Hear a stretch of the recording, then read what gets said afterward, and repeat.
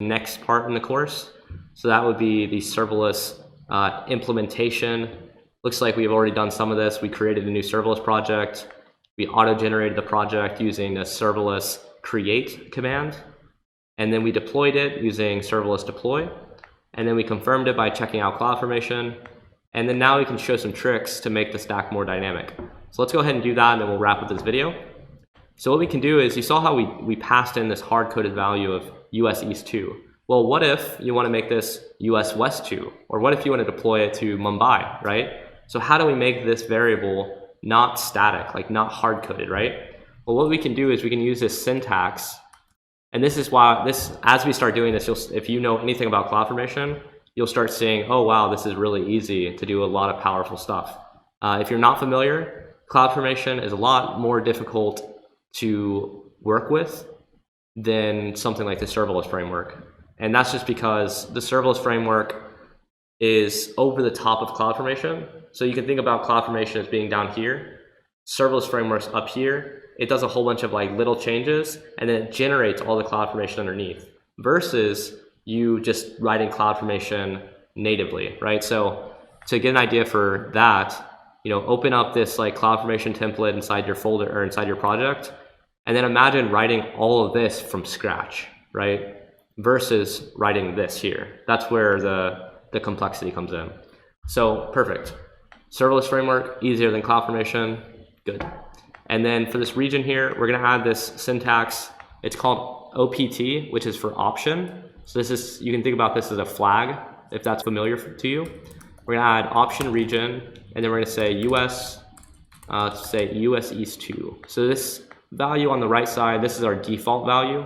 The value on the left side is that if someone passes it, then it'll use this value. If someone doesn't pass it, it'll use this value. So let's go ahead and add kind of what this looks like.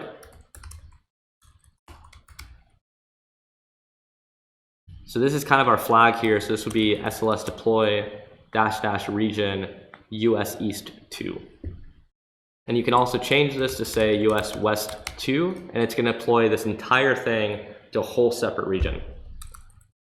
So we're going to leave this as just some documentation right here.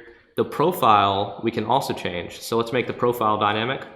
So I'm going to say option profile, and then I'm going to leave the default as serverless tutorial. And then we can even get more complex, and let's add a stage. We're going to say option stage, and we're going to set the default to dev. So these three things here allow us to create very dynamic stacks. So now we can deploy this to any region in the world that supports all the functionality, which for our stack currently, we can deploy this to every single region. We can change this one value by adding something that looks like this. SLS deploy -- stage, test, or QA, dev, prod, etc., right? So we can run this SLS deploy test.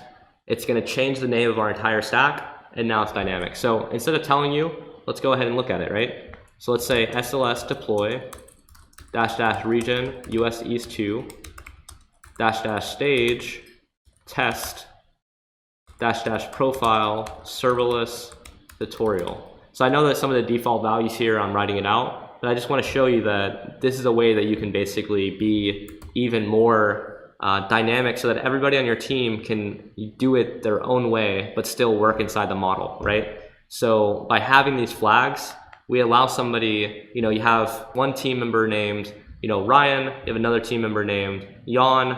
Jan wants to call his profile, serverless